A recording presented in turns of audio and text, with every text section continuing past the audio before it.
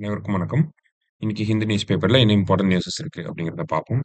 So தலைப்புச் செய்தியில பார்த்தீங்கன்னா, Iran launches missiles at US bases in Qatar and Iraq அப்படின்னு சொல்லி குடுத்துருக்காங்க. ஸோ டே பை டே இந்த கான்ஃப்ளிக்ட் வந்து பெருசாகிக்கிட்டே போகுது அப்படின்னு தான் நம்ம சொல்லலாம். இஸ்ரேல் ஈரான் அட்டாக் பண்ணாங்க. ஈரான் இஸ்ரேல் அட்டாக் பண்ண ஆரம்பிச்சாங்க. அண்ட் தென் யுஎஸ் வந்து ஈரான்ல இருக்கக்கூடிய மிலிட்டரி பேஸஸ்ல நியூக்ளியர் சைட்ஸ்லாம் வந்து அட்டாக் பண்ணாங்க. இப்போ ஈரான் என்ன ரிட்டாலியேட் பண்றாங்க அப்படின்னா, கத்தார் அண்ட் ஈராக்ல இருக்கக்கூடிய யுஎஸ் பேஸஸ அட்டாக் பண்றாங்க. அதே மாரி ரஷ்யா கிட்ட இருந்தும் ஒரு ஸ்டேட்மெண்ட் வந்திருக்கு. என்ன ஸ்டேட்மெண்ட் அப்படின்னு பார்த்தீங்கன்னா, ஆ ஈரானுக்கு சப்போர்ட் பண்றதுக்கு ரஷ்யா இஸ் ரெடி அப்படிங்கிறத சொல்லியிருக்காங்க. ஸோ இது ரிலேட்டடா நமக்கு மெயின்ஸ் பாயிண்ட் ஆஃப் வியூல மேபி சரிங்களா? என்ன எக்கனாமிக்கல் இம்பாக்ட் ஏற்படுது? இல்ல பொதுவா என்ன மாதிரியான கான்சிக்வென்ஸஸ இந்தியா வந்து ஃபேஸ் பண்ணும்? அப்படிங்கிறத நமக்கு கேட்பாங்க. சரிங்களா? கான்சிக்வென்ஸஸ், இம்ப்ளிகேஷன்ஸ் ஆர் எல்ஸ் இம்பாக்ட் என்ன? இந்த மாதிரியான ஒரு விஷயத்த கேட்கலாம். சரிங்களா? ஸோ டிப்ளமேட்டிக்கலா நமக்கு வந்து ஒரு இம்பாக்ட் ஏற்படும். எக்கனாமிக்கலா இம்பாக்ட் ஏற்படும். ஹியூமன் ரிசோர்ஸ் பேஸ் பண்ணி ஒரு இம்பாக்ட் ஏற்படும். ஆ கனெக்டிவிட்டி ப்ராஜெக்ட்ஸ் எல்லாமே வந்து அஃபெக்ட் ஆகும். இந்த மாதிரி நம்மளோட ஆன்ஸர வந்து நம்மனால குடுக்க முடியும். சரிங்களா? ஸோ இத நம்ம தனியாவே வந்து மெயின்ஸ் பாயிண்ட் ஆஃப் வியூல எப்படி இந்த கொஸ்டின்க்கு ஆன்ஸர் பண்ணணும் அப்படிங்கிறத தனியாவே நம்ம ஒரு வீடியோவா அப்லோட் பண்ணியிருக்கோம். ஸோ அதையுமே வந்து எடுத்து பாருங்க. மெயின்ஸ் பாயிண்ட் ஆஃப் வியூல பிரிப்பேர் பண்ணக்கூடிய ஆஸ்பிரண்ட்ஸ் அந்த ஒரு சீரிஸ வந்து ஃபாலோ பண்ணுங்க. சரியா?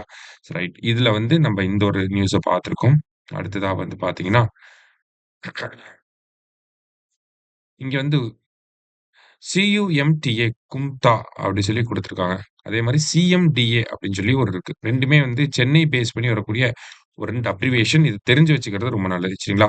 சிஎம்டிஏ அப்படின்னா Chennai metropolitan development authority. Chennai metropolitan development authority அப்படின்னு சொல்லுவாங்க.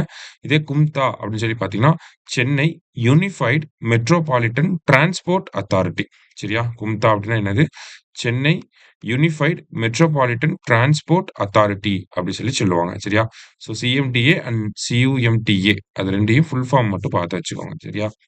அடுத்ததா வந்து பார்த்தீங்கன்னா, நமக்கு தமிழ்நாடு பேஜ்ல வந்து state government reconstitutes child rights commission அப்படி சொல்லி குடுத்துருக்காங்க.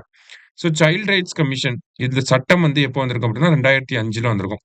அதற்கு கீழ national commission for protection of child rights அப்படிங்கிறது மார்ச் 5ல உருவாக்கியிருப்பாங்க. மார்ச் 5, 2007ல உருவாக்கியிருப்பாங்க. அதுக்கப்புறமா தமிழ்நாடு அரசாங்கம் இந்த சைல்ட் ரைட்ஸ் கமிஷன எப்போ உருவாக்கியிருப்பாங்க அப்படின்னு சொல்லி பார்த்தீங்கன்னா, நமக்கு TNSCPCR Tamil Nadu state commission for protection of child rights அப்படிங்கிறது 2012ஆம் ஆண்டுல உருவாக்கியிருப்பாங்க. 2012ஆம் ஆண்டுல நமக்கு இந்த child rights commission Tamil Nadu child rights commission அப்படிங்கிறது உருவாக்கப்பட்டிருக்கும். சரிங்களா? ஸோ அந்த கமிஷன இப்ப ரீகான்ஸ்டிடியூட் வந்து பண்ணியிருக்காங்க. ரீகான்ஸ்டிடியூட்னா என்ன? பழைய மெம்பர்ஸ ரிமூவ் பண்ணிட்டு புது மெம்பர்ஸ அப்பாயிண்ட் பண்றது. அததான் ரீகான்ஸ்டிடியூட் அப்படின்னு சொல்லி சொல்லுவாங்க.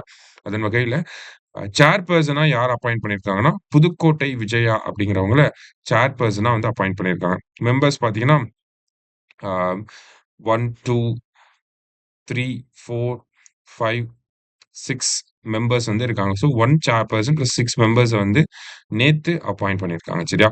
ஸோ சைல்ட் ரைட்ஸ் ஆக்ட் அப்படிங்கிறது 2005 நேஷனல் கமிஷன்ங்கிறது 2007 தமிழ்நாடு கமிஷன் அப்படிங்கிறது 2012 இது வந்து பேசிக் டேட்டா.